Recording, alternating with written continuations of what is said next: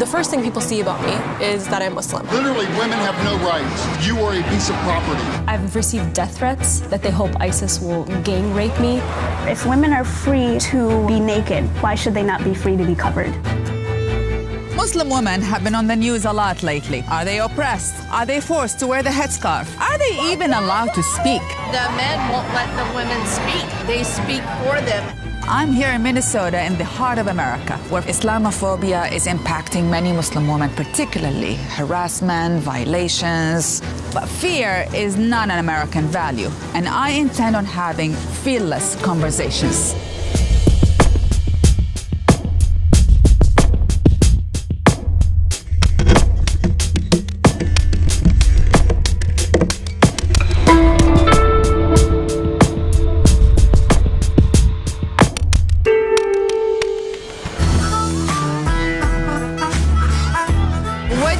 When you see Muslim women covered head to toe?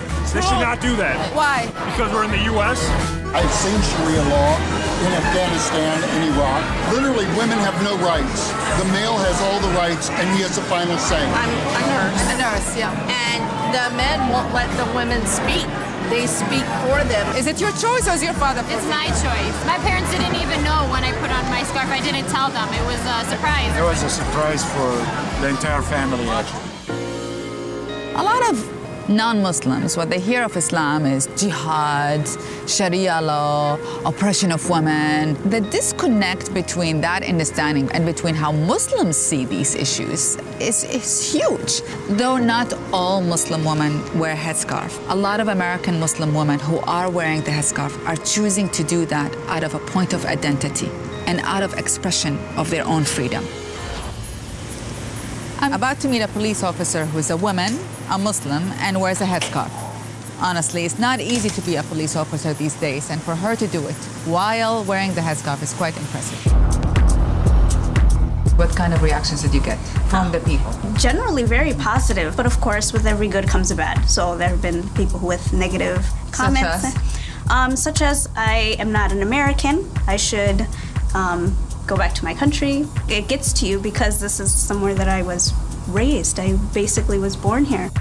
Do you feel you're an oppressed woman as a Muslim woman? Absolutely not. Were you forced to wear the hijab? Absolutely not. Did you choose that on your own? I definitely did. I've seen a quote before, if women are free to be naked, why should they not be free to be covered? Now let's meet Asma. She chooses to wear the headscarf to exercise her freedom of choice, and she has been harassed for that choice. How are you? I'm good, thanks. How are you? One of your friend's father was in the army, in the U.S. Army. Yes. And I heard you had some encounter with that relationship. Tell me more about it. You know, he and I had always gotten along. I loved my friend's family. I still do. We were going to pick up groceries, and he asked me, "Why do you want to kill all the infidels?" And I was like, "What do you mean?" And he was like, "Well, you all you want to kill us, right? Like you want to kill my daughter." And I was like, "No, absolutely not." So it was scary for me because I was like, "This is what he really thinks of me?" What made you decide to wear the hijab? Well, nobody in my family wears it. My mother doesn't wear it. My eldest sister doesn't wear it. None of my aunts, anybody. And how come you decided to wear it? For me, it was empowering because I was saying, okay, I am a Muslim woman. I am empowered. I'm not oppressed. And I'm going to wear the hijab now. So Asma, tell me, how come you have a dash gown?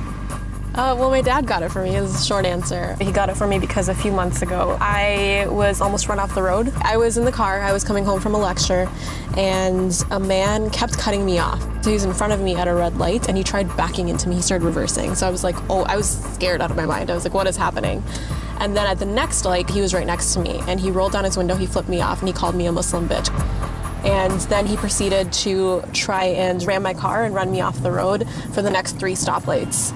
Was that the first time you got harassment? No. I've been harassed on the road before, but this was the first time where I was really scared for my life. I'm here to meet Manar, who is the first TV host who's wearing a headscarf. Manar, you have a show called Behind the Headline that airs on Free Speech TV, and yet you operate out of undisclosed location. Why? Because we began to cover a lot of really controversial topics like war, Islamophobia, and I've received a lot of death threats online. I received a very, very scary message telling me that they hope that I get raped They hope that ISIS will come after me and my family and chop off my head. You're born and raised here in America, and many people will say, well, why do you have to wear the hijab? You are born and raised in America, you're here in America. Why are you wearing the hijab? Well, the story of me wearing hijab really started right after 9/11 when the media began to fearmonger about Muslims. And I remember them showing images of these Afghan women being really oppressed by the Taliban, which, you know, it happens and it's true. And they just showed these women as being really, you know, not able to speak up for themselves. And so I began to question my own faith and say, is this really what Islam teaches? I knew that wasn't the Islam that I had grown up to know. And so I did my own research and I realized that in essence, it was a protection of a woman's body. The hijab is a symbol of modesty and empowerment for women, and it is a sign of independence. You know, I think it became more of a sense of identity for me. In Minneapolis, I heard many voices, including a group of Muslim women who are leaders in their community, as well as a Lutheran pastor, a Muslim imam, and a community activist who are working to overcome the myths and misunderstandings between Muslims and non-Muslims. People see women wearing hijab, and they believe and they think that someone has forced you to wear it. Is this the truth? And how did you come to wear the hijab? For me, the hijab is a choice. It is a symbol of my faith. In a way, it's my cross. It allows me to stand out and shout to the world, I am a Muslim and I am happy to be a Muslim. I feel that this is my First Amendment right.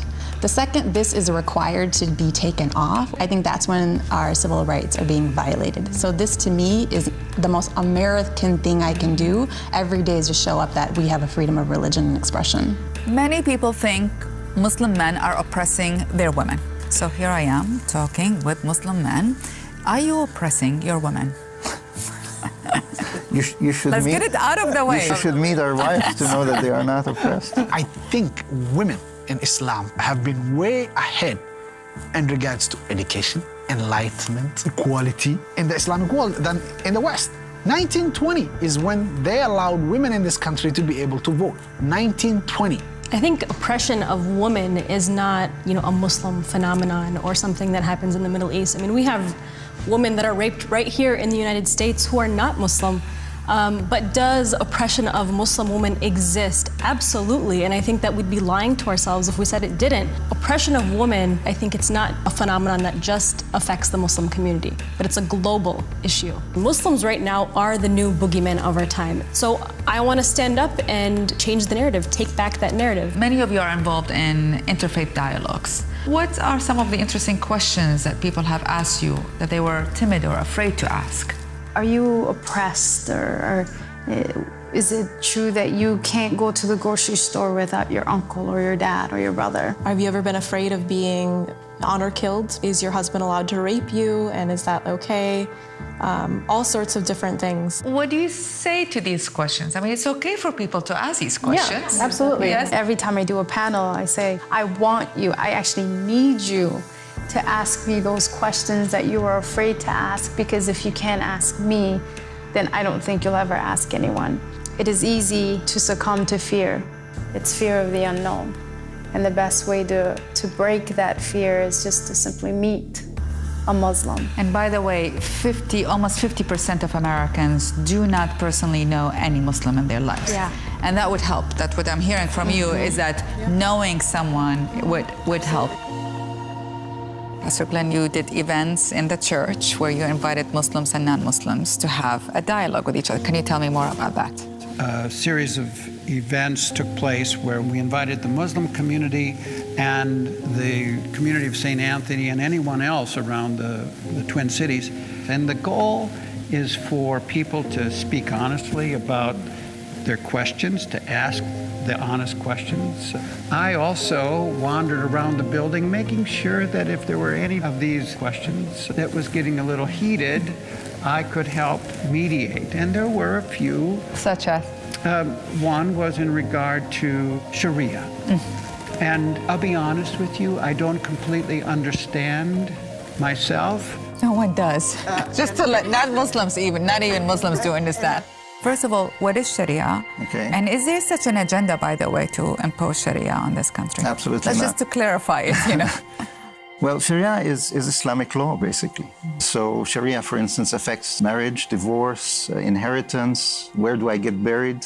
Why do you think Sharia has such a negative connotation? Because we have narrowed down, or the concept has narrowed down Sharia to just punishment for certain crimes. So if you narrow down, let's say, American law to what happens to a rapist or what happens to somebody who kills a child, whether it's capital punishment or and we say incarceration all of the law for is about capital punishment, yes. Then of course it demonizes it. The thing is, there is not one Sharia law. You know, there are many laws interpreted in different countries, in different regions, and it's not one document. I first heard about Sharia law when I was in high school. Like, I had no idea growing up. People think it's like, you know, like a main tenet of Islam to, like, you know, install Sharia law everywhere we go. And it isn't. Like, I didn't even know what it was. I often tell individuals who say, do you want to bring Sharia law to America? And I'll always say, oh, you have to have more faith in the Constitution. I recently had a conversation with a gentleman who really was genuinely fearful about the Muslim community. And I shared with him a very simple reality about myself. I said, I have contributed to the prejudice, sometimes subtly, sometimes overtly. And for me, it was very important for me to stop and be honest about what I have done and what I haven't done. It's tough to be able to deal with fear unless you're honest about that fear. What are you going to use your energy for? To be afraid? To be a part of the problem?